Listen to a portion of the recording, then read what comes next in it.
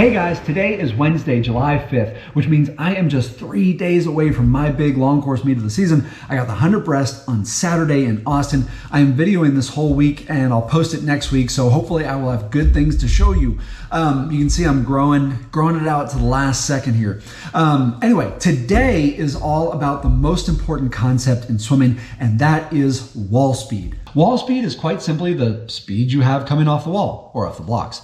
And there is no faster speed. You cannot go faster than when you are pushing off the wall. And so swimming just boils down to how long can you maintain wall speed for until you get to the next wall.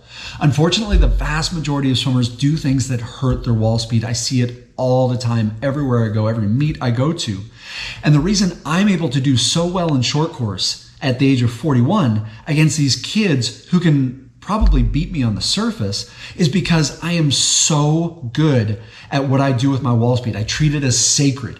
And so I dominate the wall speed race, and that gives me an edge over these kids who are probably faster than me on the surface. Let's take a look at the things you can do to improve your wall speed. Now, if you are going, oh, I know the first step, it's a good streamline. No, not quite. That's the second step. The first step is how you place your feet. Just like on land, if you were to go jump as high as you could, dunk a basketball or spike a volleyball, you wouldn't do it with your feet together, right? They would be about shoulder width apart. Same is true for swimming.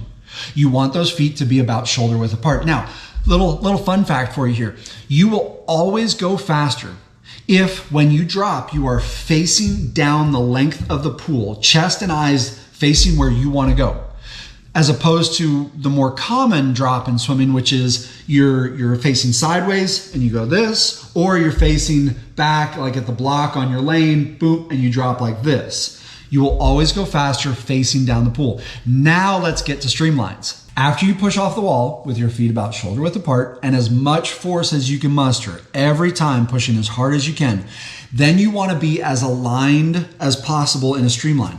Body alignment is very important in swimming. Essentially what it means is if we froze the video of you doing streamline, we could draw a line from the tips of your fingers to the tips of your toes, and most of the back of you would be touching that line. And there's a great little drill you can do on land for this.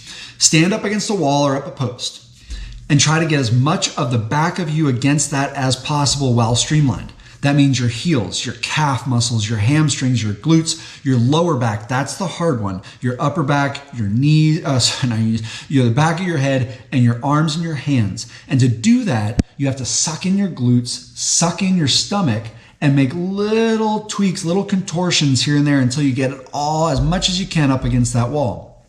Once you do that, you are aligned. And you can see it here in this push-off. Now, this is a great test of your wall speed. How far can you go with just a streamline push? And how long does it take you to get there? If you are not getting at least halfway, then you know there's something wrong with either your push off and or your streamline. But you're going, wait, hold on. I'm not pushing off and in a race and waiting until I stop moving to start swimming. No, but here's why this is important. All too often in a race, people get super excited about racing and they let the adrenaline get the best of them and they just start gunning it. That, and they overlook their wall speed and the things that they're doing that are hurting their wall speed. And all in all, they're wasting energy. They're working harder than they have to. Let's take 100 butterflyer, for example. Okay, you're pushing off the wall. And a lot of people have a tendency to just start gunning it. Fast, high tempo dolphin kicks. But do you really need to do that? If your wall speed is already the highest it can be, you can't go any higher no matter how hard you work, right? And so what if instead of just gunning it right away with super fast dolphin kicks, you started off with bigger, strong, powerful, still fast dolphin kicks that maintain wall speed but conserve energy?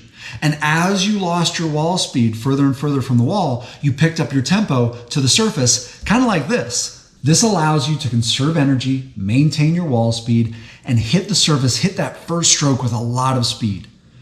I've done it both ways in my career, swimming all kinds of races, and I've dived in and I've just started gunning it right away because I let the adrenaline get the best of me. And I have never, ever in those races gone as fast as the races where I dive in and I have some patience, where I don't try to build on the wall speed. I try to work with the wall speed, because you can't build on the wall speed. It's as fast as you're going to go. And if you try to fight that and go even higher, all you're going to do is burn yourself out and make sure you can't finish a race. I have one more tip for you, and that is, as you streamline, try to draw your legs down using your abs and your glutes, because all too often swimmers' legs have a tendency to float up.